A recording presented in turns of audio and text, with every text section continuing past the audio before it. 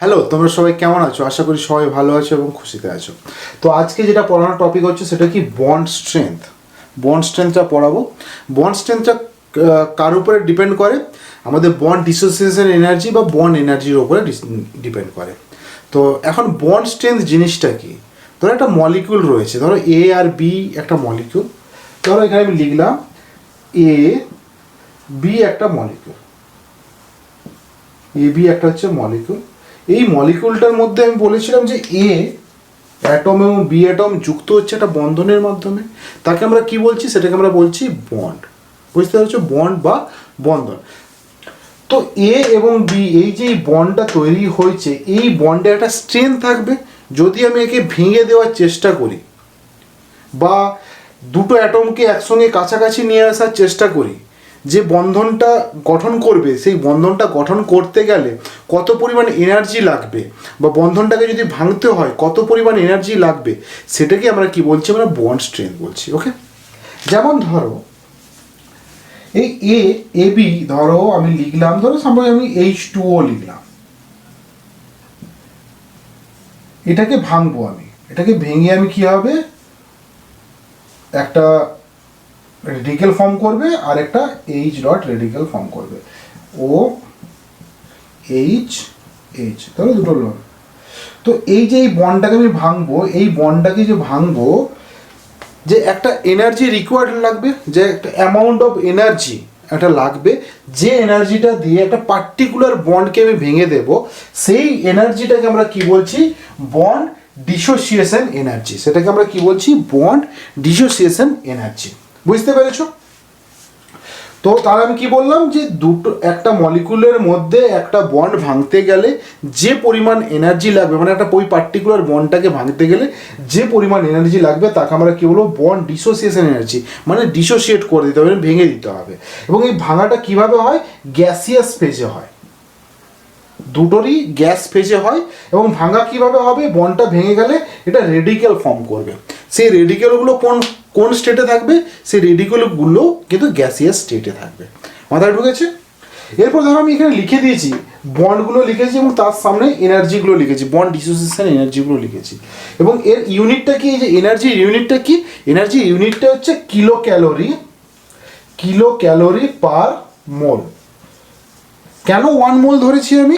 কারণ এই যে ছোট ছোট মলিকুলগুলোকে তুমি যে ছোট ছোট এনার্জি হবে, সেই এনার্জিগুলোকে আর ওই মলিকুলগুলোকে ক্যালকুলেট ঠিকভাবে করতে পারবে না। ওই জন্য আমরা একটা স্ট্যান্ডার্ড নিয়ে নিয়েছি যে 1 মোল ওই বন্ডের যদি ভাঙতে পারি, ওই মলিকুলের ওই বন্ডের ভাঙতে পারি, সেই মোলটার হিসাবে আমরা কিলো ক্যালোরি পার মোল হিসেবে আমরা বলছি।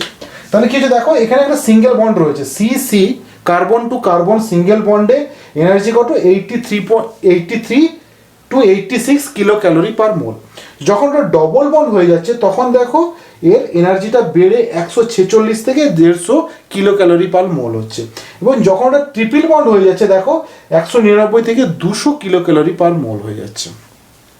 কেন এটা কেন হচ্ছে? কারণ সিঙ্গেল বন্ডে কি আছে? এখানে একটা সিগমা রয়েছে, এখানে কি রয়েছে? ডবল বন্ডে 1 সিগমা রয়েছে আর একটা পাই রয়েছে। ট্রিপল বন্ডে কি রয়েছে? একটা সিগমা রয়েছে, দুটো পাই রয়েছে। তাহলে কি হচ্ছে? এখানে সংখ্যাগুলো বাড়ছে তো, এবং এই পাই বন্ধনও কিছুটা স্ট্রেন দিচ্ছে। সিগমার মতো অত স্ট্রং বন্ড নয়, কিন্তু পাই বন্ডও ওর থেকে উইক হলো, কিন্তু একদম তো উইক নয়।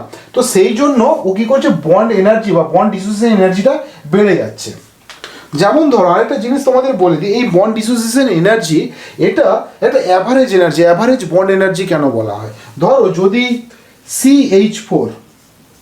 CH4কে তুমি ভাঙবে কিভাবে?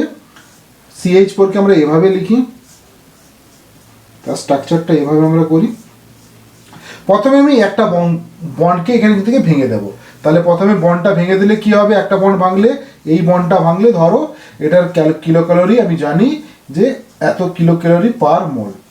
পরের বন্ডটা যদি ভাঙবো আমি CH2H, পরের বন্ডটা ভাঙলাম, তাহলে তখন CH2, এটা তো অলরেডি বেরিয়ে গেছে, দেখবে এটা একটু বেড়ে যাবে, কিলো ক্যালোরি পার মোল। পরেরটা ভাঙবো CHH, তাহলে কত হচ্ছে? 108 কিলো ক্যালোরি পার মোল। আর তারপরেরটা CHটা ভাঙবো, এটা মোটামুটি তোমার ওই 91 বা 99-এর কাছাকাছি থাকবে। ঠিক আছে, এদের আমরা কি করি, অ্যাভারেজ নিয়ে নিই, প্রত্যেকটা বন্ড যখন ভাঙি তাদের অ্যাভারেজটা নিয়ে নিই, অ্যাভারেজটা নিয়ে আমরা বলি যে সিএইচ এর বন্ডের যে ডিসোসিয়েশন এনার্জি সেটা 90 থেকে 99 এর কিলো ক্যালোরির মধ্যে থাকে, কিলো ক্যালোরি পার মোলের মধ্যে থাকে। বুঝতে পেরেছো? এরপর আমি বলি যে এখানে যখনই দেখবে যে সিঙ্গেল বন্ড রয়েছে, সিঙ্গেল বন্ডের ক্ষেত্রে বন্ড অর্ডার হয় 1, ডবল বন্ডের ক্ষেত্রে 2 এবং ট্রিপল বন্ডের ক্ষেত্রে 3 হয়। এখানেও দেখে নাও, যখনই তোমার বন্ড অর্ডার বাড়তে থাকবে তার মানে হচ্ছে বন্ড স্ট্রেংথও কিন্তু তোমার বাড়তে থাকবে, এর সঙ্গে সঙ্গে এটা এটা এটা হচ্ছে বাড়ার ক্রম বা ইনক্রিজিং ক্রম। মানে বন্ড অর্ডার যখনই তোমার ইনক্রিজ করবে বন্ড স্ট্রেংথও ইনক্রিজ করবে এবং বন্ড যে এনার্জি সেই বন্ড এনার্জিও ইনক্রিজ করবে। বুঝতে পেরেছো? দেখো এখানে সিএন সিঙ্গেল বন্ডের ক্ষেত্রে দেখো কত রয়েছে 70 থেকে 75, ডবল বন্ডের ক্ষেত্রে কত 143, ট্রিপল বন্ডের ক্ষেত্রে দেখো 204। আমি এরকম করে CS C double bond S এদেরও লিখেছি, দেখো ডবল বন্ড হলেই কিন্তু বেড়ে যাচ্ছে, তার কারণ কি বন্ড অর্ডারটাও ওর সঙ্গে সঙ্গে কিন্তু বাড়ছে। এরপর আমি বলি এই যে বন্ড স্ট্রেংথ এই বা বন্ড এনার্জি এটা কার কার উপরে ডিপেন্ড করে, একটা মলিকুলের উপরে, সেই মলিকুলের কি রেজোনেন্স থাকলে, যদি রেজোনেন্স হয় তাহলে কি হবে, রেজোনেন্স হলে বন্ড এনার্জি বাড়বে, হাইপার কনজুগেশন হলে বাড়বে, হাইব্রিডাইজেশন হলে বাড়বে, স্টেরিক এফেক্ট হলে কমবে বা বাড়বে, ওটা ডিপেন্ড করে অ্যাঙ্গেল স্ট্রেন্থ, এগুলোর উপরে কি করে বন্ড স্ট্রেংথটা ডিপেন্ড করে। তো আমার এখানে 3টে কোশ্চেন করে দেওয়া হয়েছে, এই 3টে কোশ্চেনের বিভিন্ন জায়গার হাইড্রোজেনগুলো যদি আমি রিমুভ করে দিই এখান থেকে, রিমুভ করলে তার বন্ড স্ট্রেংথ কি হবে বা স্টেবিলিটি কি হবে বা বন্ড এনার্জি কি হবে সেটা আমাকে বার করতে হবে। তাহলে প্রথম কোশ্চেনটা আমরা দেখো, প্রথম কোশ্চেনটা হচ্ছে কি আছে, এইচ, এটাকে এইচ এ এখানে একটা হাইড্রোজেন আছে, এইখানে বলছে আর একটা হাইড্রোজেন এবং এখানে একটা এইচ সি, এই তিনটেকে আমাকে এই 3টে বন্ডকে ভেঙে দিতে হবে। গ্যাসিয়াস ফেজ এটা কি ভাঙা হবে, প্রথমে এইচ এটাকে ভাঙবো, ভাঙলে কি হবে এই জায়গাটা রেডিক্যাল ফর্ম করে যাবে। এইচ বি কে যদি আমি ভাঙি তাহলে এই জায়গাটা রেডিক্যাল ফর্ম করবে, এইচ সি কে যদি আমি ভাঙি তাহলে এইখানে রেডিক্যাল একটা ফর্ম করবে।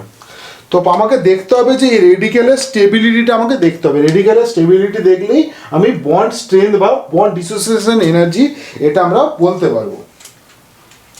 তাহলে কি হচ্ছে এই 1 ডিগ্রি এটাতে দেখো এটা হচ্ছে তোমার এই রেডিক্যালটার ক্ষেত্রে কটা আলফা হাইড্রোজেন রয়েছে, একটা আলফা হাইড্রোজেন রয়েছে। এটার ক্ষেত্রে কটা আলফা হাইড্রোজেন রয়েছে, এখানে 3টে 4টে 5টা 6টা 7টা আলফা হাইড্রোজেন রয়েছে।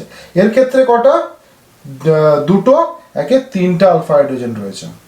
তো আমরা জানি যখন আলফা হাইড্রোজেন এটা হচ্ছে তোমার 1 ডিগ্রি, এটা 3 ডিগ্রি, এটা 2 ডিগ্রি, 2 ডিগ্রি তোমার রেডিক্যাল, এটা 3 ডিগ্রি রেডিক্যাল, এটা 1 ডিগ্রি রেডিক্যাল এবং এটা 2 ডিগ্রি রেডিক্যাল। ঠিক আছে, তো যার আলফা হাইড্রোজেনের সংখ্যা বেশি 3 ডিগ্রি রেডিক্যালের তার কি স্টেবিলিটিও বেশি, স্টেবিলিটিও বেশি। তাহলে স্টেবিলিটি অর্ডার যদি আমি নিই, স্টেবিলিটি অর্ডার কি হবে, এটা হচ্ছে এ, তাহলে কার স্টেবিলিটি বেশি, বি এর স্টেবিলিটি সব থেকে বেশি, তারপরে কার স্টেবিলিটি, সি এর, তারপরে কার, এ। তাহলে স্টেবিলিটি অর্ডার, স্টেবিলিটি রেডিক্যালের স্টেবিলিটি অর্ডার হচ্ছে কি বি, তারপরে গ্রেটার দেন সি, তারপর হচ্ছে গ্রেটার দেন এ। তাহলে যার স্টেবিলিটি বেশি, আমি আগে বললাম যে যার স্টেবিলিটি বেশি হবে তার বন্ড ডিসোসিয়েশন এনার্জি সব থেকে কম হবে। তাহলে এখানে বন্ড স্ট্রেংথ বা বন্ড ডিসোসিয়েশন এনার্জি কি অর্ডার হবে কি A to C greater than B. দেখতে পেয়েছো? তাহলে এইটা থেকে আমাদেরকে যদি পরীক্ষার সময় এটা দেওয়া থাকে আমরা ইজিলি বলতে পারবো যে আলফা হাইড্রোজেনের মাধ্যমে কার স্টেবিলিটি বেশি, যার স্টেবিলিটি বেশি হবে তার বন্ড ডিসোসিয়েশন এনার্জি বা স্ট্রেংথ কম হবে। তাহলে এ সি পি তার অর্ডার তোমরা দেখতে পেলে। ওকে, তাহলে এবার পরেরটাতে যাই। এটা এইচ এ, এটা এইচ সি, এটা হচ্ছে এইচ বি। তাহলে এই 3টে হাইড্রোজেনকে আমাকে এখান থেকে বার করে দিতে। প্রথমটা আমি কি বার করব, এইচ এ কে বার করব, এই জায়গায় রেডিক্যাল ফর্ম করবে। 2 নম্বরটা দেখো এইচ বি, এই জায়গাটা রেডিক্যাল ফর্ম করবে। এইচ সি এই জায়গায় রেডিক্যাল ফর্ম করবে। এরপর তোমরা যদি আমাকে জিজ্ঞেস করো একটা জিনিস যে হঠাৎ করে স্যার আপনি আলাদা আলাদা করে রেডিকেলগুলো বসাচ্ছেন কেন, তো আপনি একটা জায়গাতে দিয়ে তিনটে রেডিকেল করেননি কেন? কারণ ব্যাপার হচ্ছে যখন ডিসোসিয়েশন হবে তখন একটা একটা করে পার্টিকুলার বন্ড ভাঙবে, তারপরে পুরো মডিউলটা ভাঙবে। কখনোই একসঙ্গে সব বন্ডগুলো আমরা ব্রেক করতে পারি না, ঠিক আছে? তো এই জায়গাতে দেখো এই যে আলফা হাইড্রোজেন যেটা রয়েছে, এই যে রেডিকেল যেটা রয়েছে, এই রেডিকেলটা কটা আলফা হাইড্রোজেন রয়েছে দেখো, এখানে তিনটে আছে, এখানে কটা, একটা, তাহলে চারটা আলফা হাইড্রোজেন রয়েছে, বুঝতে পেরেছো? এই রেডিকেলটার ক্ষেত্রে কটা, একটা আলফা হাইড্রোজেন রয়েছে। এটার ক্ষেত্রে কটা, তিনটে, ছটা, এখানে কটা, দুটো, আটটা আলফা হাইড্রোজেন রয়েছে। এরপর আমি আগেরটাই বলেছিলাম যার আলফা হাইড্রোজেনের সংখ্যা বেশি তার স্টেবিলিটি বেশি, আর যার স্টেবিলিটি বেশি সেই মানে সেগুলোকে কি হয়, খুব ইজিলি ব্রেক করা যায়। তাহলে স্টেবিলিটি অর্ডার যদি আমি লিখি, তাহলে স্টেবিলিটি অর্ডার হবে সি, তারপরে এ, এ, তারপরে বি। আর যদি যে বন্ড ব্রেকিং মানে বন্ড ডিসোসিয়েশন এনার্জি যদি বলি, তাহলে বন্ড ডিসোসিয়েশন এনার্জি বি এর বেশি হবে, একটা আলফা হাইড্রোজেন রয়েছে, তারপরে এ, তারপরে কিন্তু সি। বুঝতে পেরেছো? তোমরা পজ করে এটাকে লিখে নাও, ঠিক আছে? আমি তাহলে এটাকে মুছি।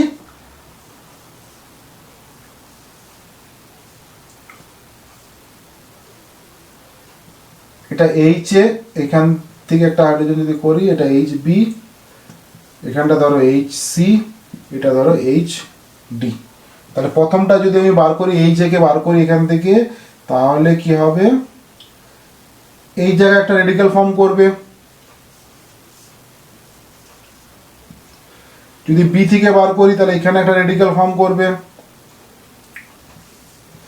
যদি সি থেকে বার করি এখানে একটা রেডিকেল ফর্ম করবে। আর যদি ডি থেকে বার করি তাহলে এই জায়গায় রেডিকেল ফর্ম করবে। দেখতে পেয়েছো? করে নাও, লিখে নাও ওটাকে।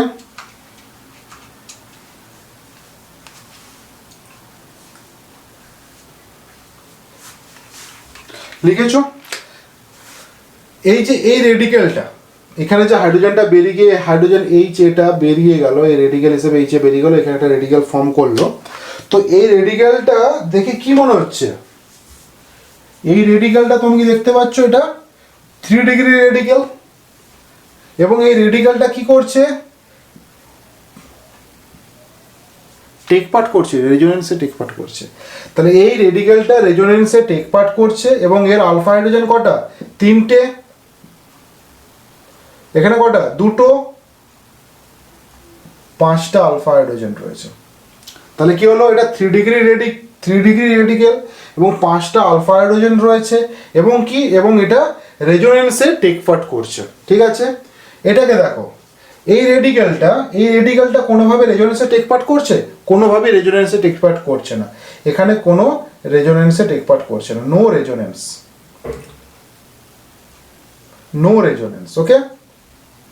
আর এর মধ্যে আলফা হাইড্রোজেন কটা রয়েছে, একটা আলফা হাইড্রোজেন রয়েছে, এই যে এখানে একটা আলফা হাইড্রোজেন রয়েছে। এটাতে কি হবে, এইটার ক্ষেত্রে দেখো, এটার ক্ষেত্রে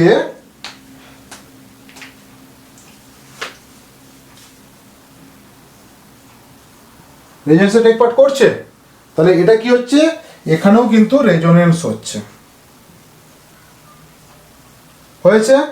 তার মানে এইচ সিটা তোমার রেজোনেন্সে টেক পার্ট করছে, এবং এর মধ্যে কটা আলফা হাইড্রোজেন রয়েছে দেখো, এখানে দুটো আলফা হাইড্রোজেন রয়েছে, তাহলে দুটো আলফা হাইড্রোজেন রয়েছে। সি এরটা এটা সি নয়, এটা হচ্ছে ডি এরটার ক্ষেত্রে দেখো, এটার মধ্যে কোনো রেজোনেন্সে টেক পার্ট করছে, নো রেজোনেন্স। কটা আলফা হাইড্রোজেন রয়েছে, দুটো, তিনটে আলফা হাইড্রোজেন রয়েছে। যার পাঁচটা আলফা হাইড্রোজেন আছে এবং রেজোনেন্সে টেক পার্ট করছে, তাহলে এইচ এর স্টেবিলিটি সব থেকে বেশি হবে। আর যার রেজোনেন্স একবারে কম, নো রেজোনেন্স, ওই একটা আলফা হাইড্রোজেন সে সবার শেষে থাকবে, তাহলে এইচ বি হচ্ছে সবার শেষে থাকবে। এরপরে আসছে কি, এইচ ডি এবং এইচ সি এদের মধ্যে দেখো এর মধ্যে রেজোনেন্স টেক পার্ট করছে এবং দুটো আলফা হাইড্রোজেন রয়েছে। এর মধ্যে কি হচ্ছে, নো রেজোনেন্স আছে আর তিনটা আলফা হাইড্রোজেন রয়েছে। তাহলে কি আসবে আগে, এ আসবে, এইচ বি আসবে, তারপরে তোমার এইচ সি আসবে। তাহলে কি হবে, এখানে আমাদের স্টেবিলিটি অর্ডার আমি বলে দিলাম যে রেডিকেলের স্টেবিলিটি অর্ডার এটা আছে। তাহলে কি হবে, বন্ড যে bond dissociation energy, bond dissociation energy হবে এইচ বির বেশি হবে, তারপরে কি আসবে, এইচ সি আসবে, তারপরে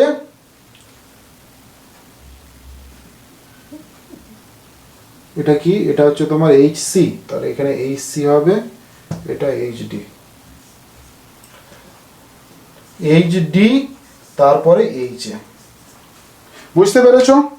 আবার আমি বলে দিই জিনিসটা, বন্ড স্ট্রেংথটা কার উপরে ডিপেন্ড করছে, বন্ড ডিসোসিয়েশন এনার্জি বা বন্ড এনার্জির উপরে ডিপেন্ড করছে। যখন বন্ড ভেঙে যাচ্ছে তখন তাকে আমরা বলছি বন্ড ডিসোসিয়েশন এনার্জি। যদি সেম বন্ডটা ফর্ম করে সেই রিকোয়ার্ড এনার্জি সেই পার্টিকুলার বন্ডের জন্য, তাহলে কী হবে, সেটাকে বলা হয় বন্ড এনার্জি বা বন্ড ফর্মেশন এনার্জি। তো বন্ড ডিসোসিয়েশন এনার্জি কার উপরে ডিপেন্ড করে তার বন্ড অর্ডারের উপরে ডিপেন্ড করে। তো বন্ড অর্ডার হলো, আর এখানে কি ব্যাপারটা হচ্ছে যে বন্ড ডিসোসিয়েট যখন করে সেই গ্যাসিয়াস ফর্মে ডিসোসিয়েট করে এবং রেডিকেল আকারে বেরিয়ে যায়। এবং রেডিকেলটার স্টেবিলিটি যে রেডিকেলের স্টেবিলিটি যত বেশি হবে সেই তার ক্ষেত্রে, সেই বন্ডের ক্ষেত্রে তার বন্ড ডিসোসিয়েশন এনার্জি কম হবে। যদি ওই রেডিকেলের স্টেবিলিটি কম হয় তাহলে তার বন্ড এনার্জি বা বন্ড ডিসোসিয়েশন এনার্জি বেশি হবে। তাহলে কি বললাম আমি, বন্ড অর্ডার যত বাড়বে, বন্ড অর্ডার যত বেশি হবে তত বন্ড স্ট্রেংথও বেশি হবে। এবং কি এই বন্ড স্ট্রেংথ কিসের উপর ডিপেন্ড করছে, রেজোনেন্সের উপর। যদি রেজোনেন্স বেশি হয় বা রেজোনেন্স স্ট্রাকচার যদি বেশি হয় তাহলে বন্ড স্ট্রেংথ কিন্তু বেড়ে যাবে। হাইপার কনজুগেশন হতে হবে বা হাইব্রিডাইজেশন হলে বা স্টেরিক এফেক্ট হলে বা অ্যাঙ্গেল স্ট্রেন যদি হয় তাহলে কি হবে, তোমার বন্ড স্ট্রেংথ চেঞ্জ হবে। বুঝতে পেরেছো? এই তিনটে উদাহরণ তোমাদের দিলাম, এরকম ধরনের উদাহরণ তোমাদের পরীক্ষাতে আসে, তোমরা ভালো করে এগুলো প্র্যাকটিস করো এবং বন্ড স্ট্রেংথ বা বন্ড ডিসোসিয়েশন এনার্জি এটা নিয়ে পড়ো। এর পরের ভিডিওতে কোনো একটা ভিডিওতে তোমাদের বন্ড অর্ডার নিয়ে আমি ডিসকাস করব, ওখান থেকে বলে দেবো তোমরা কীভাবে বন্ড অর্ডার বার করবে। খুব ইজি ট্রিক, যখন তোমরা মেবি ইনঅর্গানিক কেমিস্ট্রিতে যখন আমরা কেমিক্যাল বন্ডিং পড়বো সেখানে তোমাদেরকে অবশ্যই আমি শেখাবো যে বন্ড অর্ডার জিনিসটা কী এবং বন্ড অর্ডার কীভাবে ক্যালকুলেট করতে হয়। ঠিক আছে? সেখানে খুব সহজ নিয়ম রয়েছে, মানে খুবই সহজভাবে তুমি দেখে বলে দিতে পারবে। যেরকম আমি তোমাকে আগের দিন তোমাদের বলেছিলাম কীভাবে সিগমা পাই বন্ড খুব সহজ ট্রিকের মাধ্যমে বার করতে হয়েছিল, ঠিক সেরকমভাবে বন্ড অর্ডারের ক্ষেত্রে থেকে আমি সেম তোমাদের এরকম ট্রিক বলে দেবো যেখানে তোমরা বন্ড অর্ডারটা দেখেই বলে দিতে পারবে। ঠিক আছে? আর তোমাদের এই যে অর্গানিক কেমিস্ট্রির যে কন্টিনিউ যে ভিডিওগুলো চলছে, তোমরা ভিডিওগুলোকে ভালো করে দেখো এবং বোঝার চেষ্টা করো। এবং এই সিরিজ যেটা চলবে পুরোটা কমপ্লিট করলে তোমাদের অর্গানিকের উপরে কোনো আর ভীতি থাকবে না। খুব ইজিলি এই জিনিসটা তুমি আয়ত্তের মধ্যে নিতে পারবে। এবং তোমাদের যদি এগুলো ভালো লেগে থাকে, যে তোমাদের মনে হয় যে তোমাদের বন্ধুদের শেয়ার করলে ভালো লাগবে, তো অবশ্যই তোমরা কি করবে, তোমাদের বিভিন্ন সোশ্যাল মিডিয়ায় তোমরা শেয়ার করো যাতে অন্যদেরও খুব সুবিধা হয়। ঠিক আছে? আর আজকের জন্য টাটা, বাই বাই, সবাই ভালো থেকো, খুশিতে থেকো, ভালো করে পড়াশোনা করো। Have a good day. চলো টাটা।